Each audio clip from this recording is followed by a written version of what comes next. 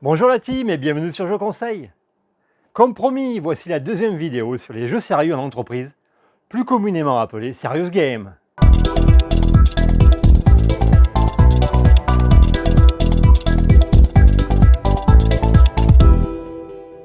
Dans la première vidéo, nous avons vu comment se définit un jeu sérieux en entreprise et quel est son intérêt. Nous allons maintenant aborder le fonctionnement des jeux sérieux et la façon dont une entreprise peut les utiliser pour aider ses salariés à l'apprentissage de nouveaux concepts et de nouveaux processus. Et tout d'abord, balayons la critique que vous entendrez souvent. Ouais, jouer en entreprise, ça sert vraiment à rien. Les salariés sont pas là pour s'amuser. C'est une erreur commune de dire cela, car le jeu permet de proposer aux salariés différentes approches pédagogiques, comme l'apprentissage par la compréhension, par l'engagement et par la participation, le tout en y prenant du plaisir et dans un état d'esprit positif. Bien sûr, un jeu sérieux à lui tout seul ne suffit pas à l'apprentissage. Différents documents de synthèse et une grille de lecture seront indispensables afin de vérifier si les concepts clés ont bien été retenus pendant la session d'un jeu sérieux.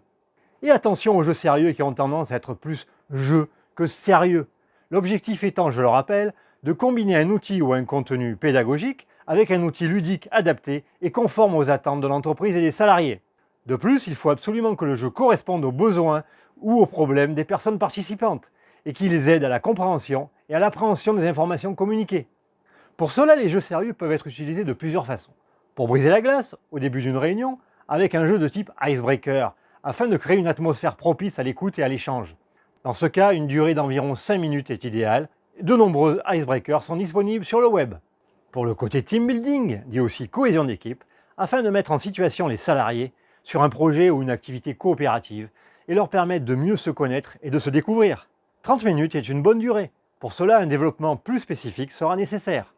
Pour expliquer des concepts et des informations complexes, en les simplifiant avec un jeu de type simulation par exemple, 30 à 45 minutes est généralement une durée suffisante.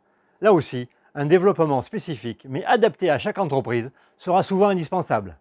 Le jeu sérieux doit également correspondre aux us et coutumes et à la culture de l'entreprise, à son vocabulaire souvent technique et surtout au public cible.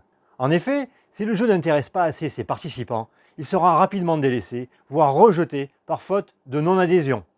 Vous entendrez souvent d'ailleurs le terme de gamification, ou ludification en français, qui est utilisé dans le jargon des jeux sérieux. Il s'agit de techniques de développement permettant d'utiliser des mécanismes de jeu existants avec du matériel comme les dés, les cartes ou les pions et un plateau, afin de les adapter à des situations concrètes ou simulées en entreprise. La gamification est très souvent associée à une récompense sous forme de points pendant le jeu, avec un score à atteindre. Il s'agit d'une méthode très efficace car elle renforce l'apprentissage et la participation à travers l'envie de vouloir gagner avec le meilleur score. De nombreux jeux peuvent aider à la gamification.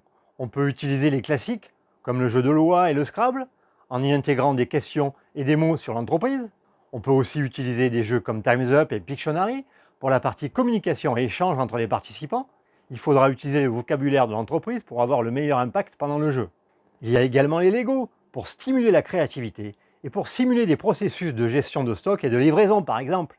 Et bien sûr, il y a la possibilité de développer un jeu spécifique afin de simuler différents processus de travail pour de nouveaux arrivants dans l'entreprise par exemple.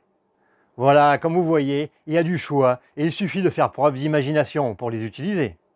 Parlons également des savoir-faire comportementaux qui sont rencontrés et développés dans les jeux sérieux. J'en ai décrit plus d'une quinzaine dans mes grilles de synthèse qui sont utilisées en fonction du type de jeu sérieux proposé et de ce que recherche l'entreprise pour ses salariés.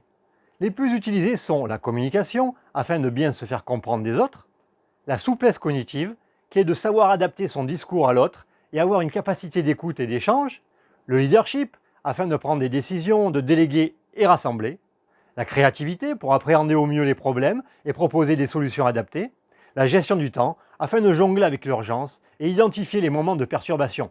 Et il y en a d'autres. Pour finir, je vous propose d'aller voir une vidéo tournée à Cézy Aix-en-Provence sur les sujets que je viens d'aborder. Le lien est en haut à droite et également en description de la vidéo. Je remercie une fois de plus son responsable ainsi que Tech Snooper pour le tournage. Et voilà, ce sera tout pour cette deuxième vidéo sur les jeux sérieux.